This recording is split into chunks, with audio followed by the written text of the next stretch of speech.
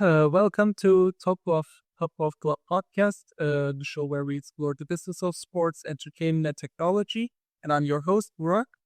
And today we are diving into the fascinating world of robotics in sports. This episode is brought to you by Sportainment Consulting, your partner for business plans, feasibility study, and strategy at the intersection of sports, entertainment, and technology. Joining us today is Haitham Eletrabi, the founder and CEO of Tennibot. Tennibot is a groundbreaking company that's revolutionizing the way we experience tennis, pickleball, and padel.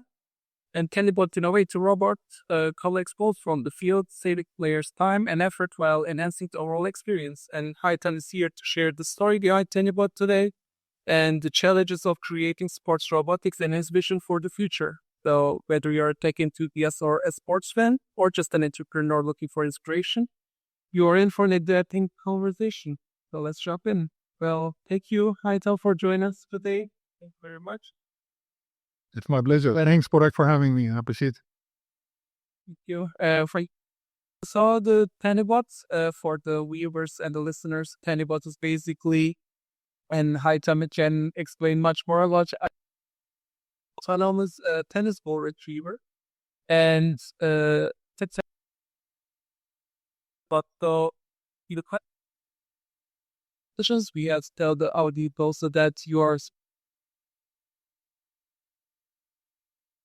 you to create it. Was there like a specific moment the idea clicked for you, or are you just It was actually one,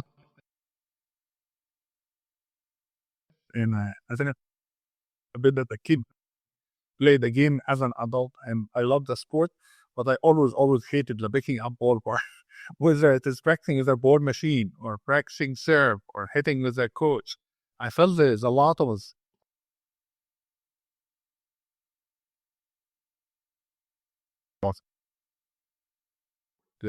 Have a limited amount of time that I can spend on the tennis kicking. So I think one time when I was on the court in the ball machine from the center where I'm playing, and I couldn't take it anymore. I felt I'm spinning, picking up ball. Every time I hit, I finish it, and then I go spend more time picking up ball than I'm actually hitting. I couldn't take it, so I wanted to buy something, but there was what I was envisioning. So I started tinkering around with the prototype for myself. Every time I would take it to the rower. Oh, that's amazing! Buy this from me. Spot building, and but shortly after that, I proposed I played tennis well. She used me to Lincoln, my co-founder. He was finishing on his master's in robotics, and we hit it off, and we started basically working on the Tennibot together. And whenever we are not working on the Tennibot, we're out playing tennis or table tennis.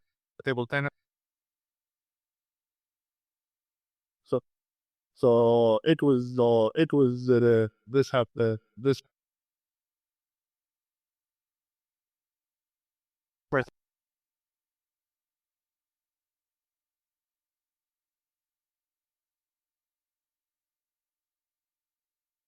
was us, and people were like, "Oh, that's on. It's okay." This is our came back, did a Kickstarter. We reach out our goal in a couple of hours and triples the goal of the campaign by the end of the night. Just being lazy. People. So yeah, that's how Tennibot fight for recover be late. Yeah, sounds great. I mean, I'm also, but still, I'm playing tied to that, and I understand what you need, especially for the tennis.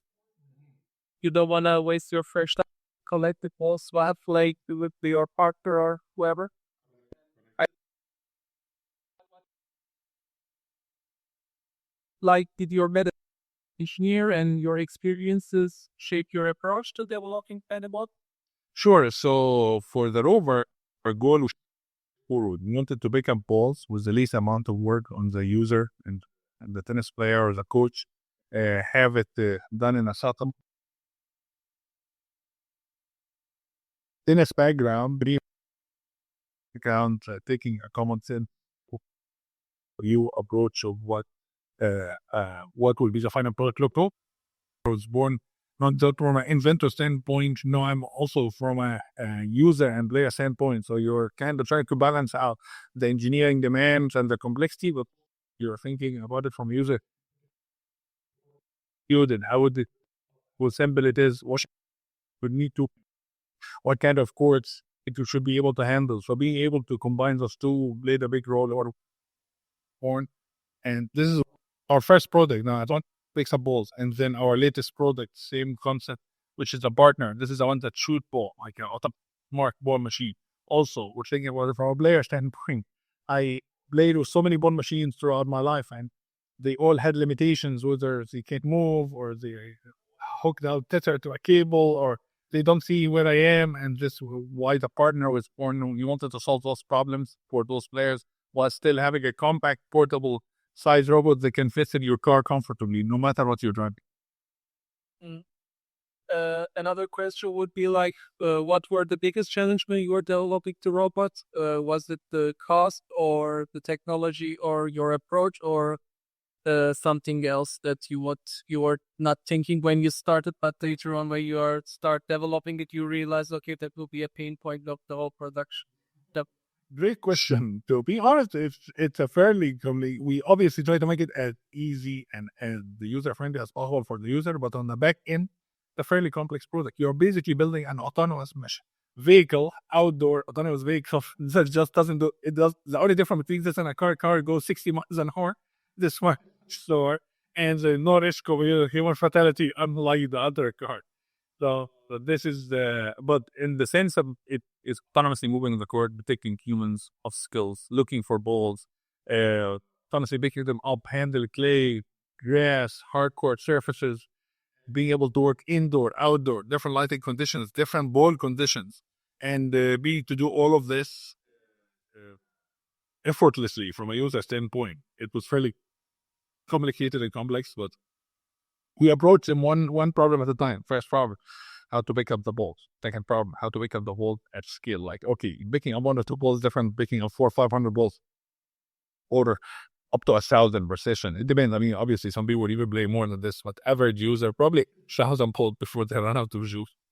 And picking up those balls quickly and easy and effortlessly. And then after that, okay, how can it navigate autonomously on that court without being able to confusing your tennis bag with a human or being able to avoid the human obstacle. And then after that, how to deal with the edge cases like the fence, the net, and being able to stay in solid communication with the station and then your phone.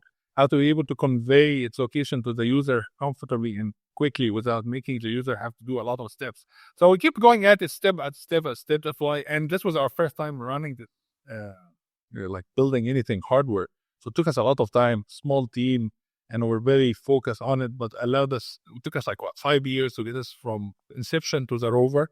But then we use all this knowledge, take us 5 months to go from the partner ideation to having a production prototype, and we're going to start shipping it in April. So you start using all that knowledge and listen to move significantly quicker for our next project. So we keep joking with the team, joking about like, how long will the next product take?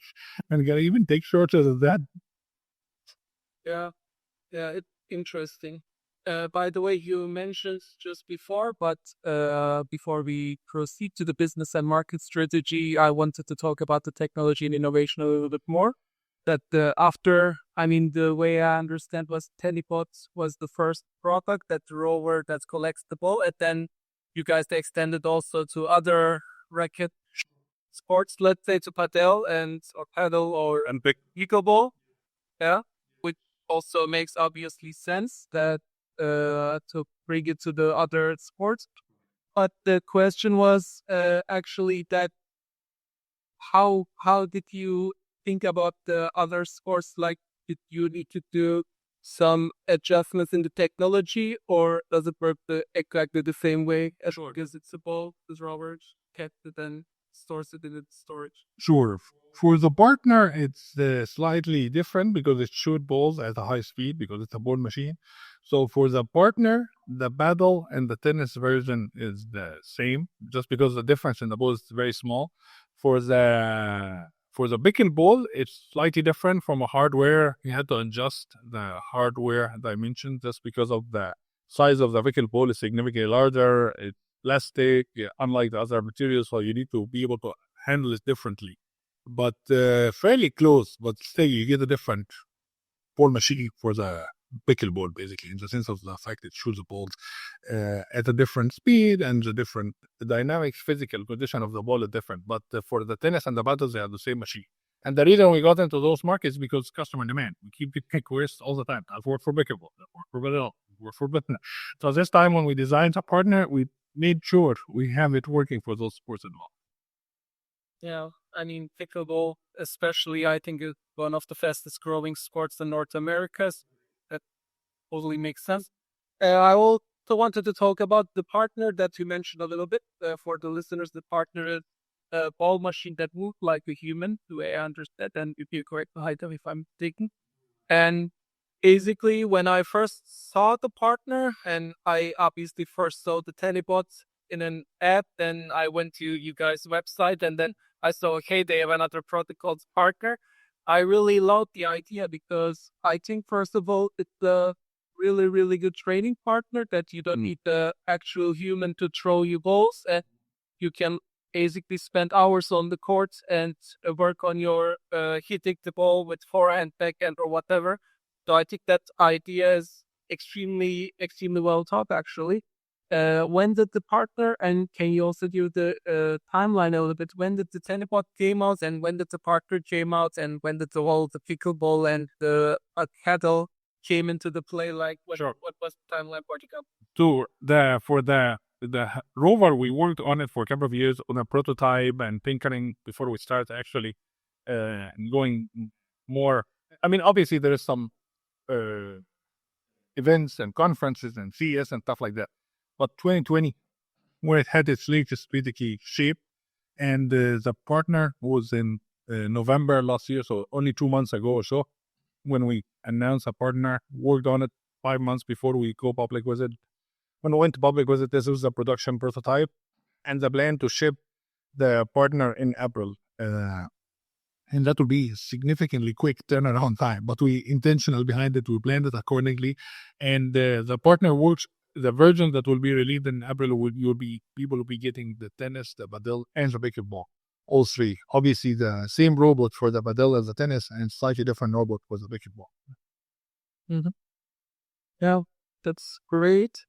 And the last question from the technology and innovation part, how do you see robotics evolving in sport over the next decade? We are in 2025 now, so till 2035, do you see robotics more getting involved in sports aspect? And also, are there any new product that you guys are developing for other sports, or the newest one that partner you are going to pickleball, padel, and tennis? Well, let's start with the second question. Second question, we have a couple of products in the pipeline, but nothing ready to announce yet. But we'll be expanding it. But stay tuned on that one. And for the first part of the question, I think you're gonna start seeing more and more, especially with getting the reception we have been seeing for us at Tennibot, but also some of the other companies building robotic solution for football, for soccer, and stuff like that. And you start seeing this kind of excitement around it. You start seeing how can it augment a lot of other sports with respect to court maintenance, improvement of the player level. Like, for example, one of the other accessories we started offering was the rover, because a lot of facilities and coaches asked for was a court sweeper attachment. It's an attachment you attach to the back of the court, the rover, and it moved around the court and sweeps it for you. So that is something. Play? It's for clay, but also if you have like some leaves on your court for a hard court, it would basically be able to sweep it. But it was designed originally for clay, basically, because a lot of clubs, they don't want to wait that precious labor time they have of the equipment manager or their tennis coaches to go around and sweep courts, and then the players, they are always trying to get out of sweeping the coach because they want to. The first player, whether they won or lost, they just want to leave. So this kind of court maintenance stuff, you start seeing this around racket sports, but also in general sports as well. Like there's a startup called Grind out of Texas. They have this basketball retriever, so basically you throw the basketball, fall in, and throw it back to you. Idea is it enhance your training and whatnot. So you start seeing this in other sports. I think this will become more and more common, especially as the price points are going lower and lower, and you start having more and more people using this as a way to augment their limited amount of time to whether have a great experience, and for facilities also to offer services to their players and have them get to have a great time on the course, or their whatever sport is, No, it totally makes sense. I also saw a lot of lawn mover robots for golf courses, but I think maybe for even golf courses, even though it's a much larger area, someday collecting balls with rovers might be possible. And then we can go to our next chapter, which is business and market strategy. So you already talked about the price point a little bit. So basically the robots or the automated systems are mostly expensive for individuals. And who is your target audience for Tennibot, and how do you plan to expand your reach? Who are your regular customers? Are there only tennis clubs, or also like professionals are asking you about it? What is the situation right now? So yeah, good question. So first, our target customer is broken into two segments. The B2C are individuals, players, folks who have their own ball machines, folks who practice regularly, take tennis lessons, people who are focused on trying to improve their game. A lot of recreational players. And then the other aspect is B2B. This is clubs, academies, resorts, schools, folks who are trying to improve basically their student skills and stuff like that. So having those kind of two side of the equation gives us a different perspective into the use case of the football. The coach, and then there's a coach are in the middle. Sometimes they wear the hat of the individual where they use it for lessons, and sometimes they basically buy it for their clubs and their facilities, and they rent it out for individual. And so this is our typical customer segment look like. And they use it in different ways. Some folks use it to give lessons. Some individuals use it for obviously personal use. Some use it for their kids. Some of them might use it to practice term. Some of them might use it to enhance their tennis lessons experience and whatnot, to make it more viable, more valuable for themselves. And then the club, some of them rent it out. Some of them offer it as a value add for the members for free. Some of this have it as some of the coaches I see using the rope as a partner, as a motivational tool for the kid, especially for kids. And like, okay, if you hit 5 inside forehands, we'll let you play with a rope. The kid basically love the excitement around it. Yeah, that makes sense. And another question is, are there any players in this market besides Tennibot, like competition or other automated solutions, or is like the most of the market to look at for now? Yeah, there's nobody else in that space. There is some companies doing kind of analytics on the computer vision aspect using apps or some expensive hardware to track players and on the court and stuff like that, but there's nothing out there. These are picking up balls, and there's no smart ball machines. And in this smart, not in the sense that have an app, smart in the sense that actually move it, see you, this kind of, because obviously you can call anything smart to be once you slap an app on it, but the actual ability to move and recreate that human play, there's nothing out there. And I also wanted to ask, like, what do you have any partnerships or collaborations with any tennis players or professional athletes or company? How does it work in the marketing side of it? So a lot of the marketing side have been organic. Luckily, so far, people like yourself, they find us, whether they see an ad or they see an organic post. A lot of our posts go viral, and people share it. They have a soothing effect on them. I see the ball just popping back in the bucket. And partnerships, we were fortunate to meet Donald Young, former top world number 1 junior players awarded and top 20 current pickleball players awarded. We met him in a conference, and we hit it off, and he ended up coming on board as an investor and mentor and advisor.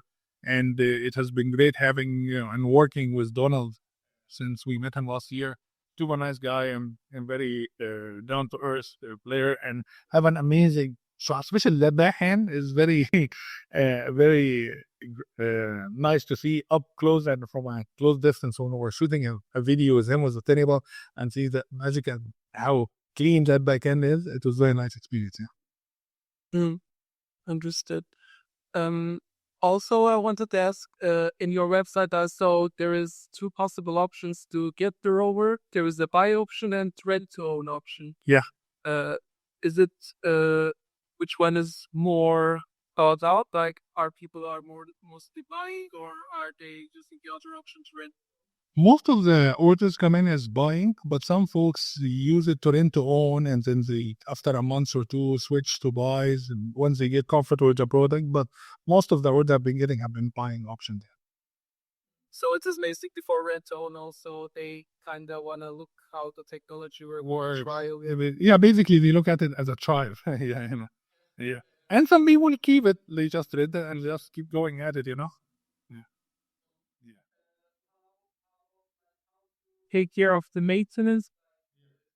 Regular maintenance. Do you have maintenance? People are flying all over the country and take care of the rock. Great question. So when we initially designed the product, we kept in mind we didn't want any kind of work additional needed. So that's why part of the rigorous engineering behind it wanted to have some torture chambers out there where we run the machine non-stop. I think the rover picked up 1.2 million balls before we stopped. It didn't fail, kept going. We just felt that 1.2 million balls seemed like enough amount of balls to be picked up. Yeah.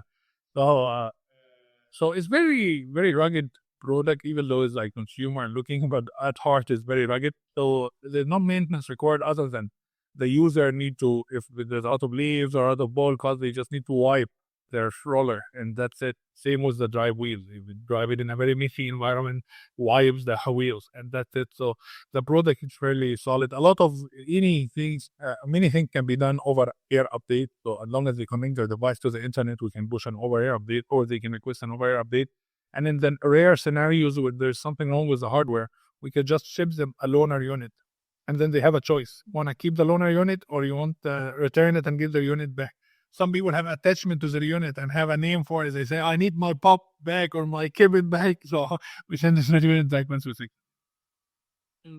Okay. I also wanted to dive into your financials a little bit. So you basically said you had a really successful Kickstarter campaign. And how does it look like the shareholder structure? So are most of the, how was the campaign? Did you give out equity or what in a different style? Sure. So for the crowdfund, it was a crowdfunding campaign. So it was like as an e-commerce view buy the product, it wasn't a crowd equity crowdfunding. So there was no equity given. Those are early customers and backers who supported Tennibot early on. But we also raised some funding from some of our smaller network when we started early days in the university. Some professors and mentors came and wrote some small checks. And then we went through applied and got through Techstar Accelerator program, which is one of the top 2 accelerators in the US. And it was a great experience. We ended up being, I think, one of their top companies that went through the program. We were very lucky and fortunate to raise an oversubscribed pre-seed round to got investors from all over. Some investors from, obviously, the typical places, San Francisco, New York, but also from Europe and the Middle East. Some angels, some family offices, some VCs, different wide range of checks. We have folks who wrote 500K checks, and we have folks who wrote 10 and 15,000K checks. And this was for our pre-seed round in 2021. And we are planning to raise another round next month based on the success we have been seeing with the partner and some of the other products in the pipeline. Was a plan to open and basically raise a seed round this coming months. And we already had a lot of inbound interest coming in from not just existing investors who see the progress we made, but also some new investors after seeing the products outline and starting to get a sense of the vision where we are heading with the products. Yeah. Make sense? Yeah, it makes sense. Will the new rounds in upcoming months also open to public, or will be a private round? It will be open in the sense of like any accredited investor can come in, and we are taking wide range of checks because some of our smaller checks ended up introducing us to a much larger checks or much bigger opportunities, and we were very excited about and thankful for the group we have. We have, like I said, individuals who are tennis players. We have folks who are roboticists like that. Helen Guinier, the co-founder of Roomba, the iRobot, the vacuum cleaner. She founded Roomba out in the 90s, and she came in as an investor and a mentor. And we have folks who are tennis players like Donald Young, and then we have individuals who have an engineering background but play a little bit of tennis. So we have a wide range of folks here. So definitely, we have been fortunate to have a good group of investors. So hopefully, that next stretch and this new round will bring us even another great group of folks to help us build Tennibot. Yeah. I mean, that is one of the reasons why I really like sports this much, because maybe it is the only thing that can bring so many different people from so many different backgrounds at one odd and bring all them together, which is extremely hard in any other kind of activity. Yep, that's right. Open up a lot of doors, connect a lot of. Okay, then we can get to the next section. I wanted to ask, like, what kind of feedback you have received until now, any surprising insight, and how, if you get the feedback from your customer, do you incorporate that one to improve Tennibot or your new robots, and how the feedback works for? So far have been a lot of positive feedback in the sense of people seeing what we are doing and playing with the product. A lot of feedback on the app specifically, and that was very useful because we are designing it thinking from a certain angle, but once the consumer takes a robot and start controlling it with the app, they start giving us a lot of insight. One of the user insight was the sweeper attachment. We added it because a lot of coaches saying, man, if we can get this to sweep the court after the pickleball ball, would be awesome. So we started tinkering around and prototype the sweeper. So yeah, so this basically incorporating user feedback. There was a first part of the question. Can you first part of the question? Yeah, the first part was you already said that, but I asked that if there was like any surprising insight one customer say. The question. Yeah, you answered that. Or Good. okay, actually, my next question would be, what is next for Tennibot? Any exciting developments that you can share? But you already said you're going to have a hunting ground, and also there are some product pipeline that we cannot announce yet. We will be learning about them this year. Okay. Your long-term vision for robotics and sport, how do you see Tennibot contributing to that vision? Great question. Continue to basically improve the experience for players, democratizing access to quality shots and improve your game and continue to having fun. Tennis and racket sports in general I feel they're great entry sports for a lot of folks, whether you're a former athlete or you never played any sport in the past. And having this kind of access, I think, open up a lot of doors and allow you to get fit and start moving and sweat and have fun and socialize. And you can hopefully play it in very continue to play it very late on. It's a lifetime. Both are lifetime sports, so it's not like you're gonna play it for a week or for a couple of years and I'm too old for this. No, ideally you continue to play it forever. So if any, basically we play whatever role we can to help get more people to play more racket sports and sports in general, but racket sports right now, and to enjoy their time, maximize the value. And from a coaches and club standpoint, continue to offer value for a lot of this consumers and a lot of your players, especially more and more consumers are becoming more tech forward. So what clubs or coaches used to offer in the past might not be as appealing to new generation of customers and players who are expecting to have a lot of technology embedded in their entertainment options. Yeah. I mean, we hear this one all the time, that the new and older athlete discussing like how the sport is evolving with the training method and the diets, etc. And also a lot of training methods might evolve in the future, that players actually training with robots will be more efficient.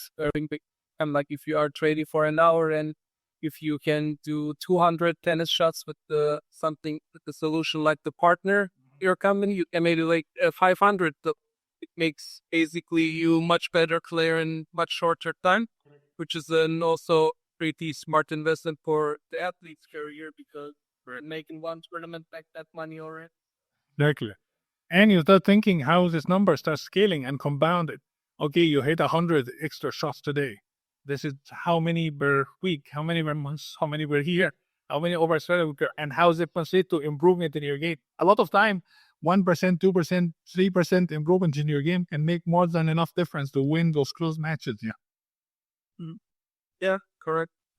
Last question. Do you have already or do you plan on having partnerships with some tennis tournaments that you have Tennibots going around on a tennis court where players are drinking their water and about collecting some holes as a marketing standpoint, but also we hear lately that in some tennis tournaments the people are getting the balls are getting taken. Also, I think if I'm not mistaken, I'll check afterwards. But the Wimbledon, I think this year there will be no line referees anymore, and everything will be automated. So we might expect the people who are collecting the balls are going to be, I'm not eliminated, but Siri in the future as well. So have any contact with the tournament or how? Great question. So yeah, we are in communications right now, and nothing finalized yet. But I think it's not gonna be replacing boys and ball girls. This is more like on the practice courts, in the sense of like having some of those basically balls being picked up when the athlete or the player get on the court to hit and practice before the actual match. So not during the match, you know. Yeah. During the match would be maybe not that ideal, but it's also good for tradition, I guess, that we had some ball boys and ball girls on the field for practice. That was especially. I haven't seen that one in your commercial, but I'm assuming that, let's say, if you are the slam or a tennis tournament, it would be also totally possible to customize your Tennibot with your name as coding way. So it's a disadvantage for the tournament as well. Yeah, exactly. Yeah. All right. That was all of my question. Hi, thanks very much for your time. Of course. Thank you for having me again. Enjoy the conversation, sir.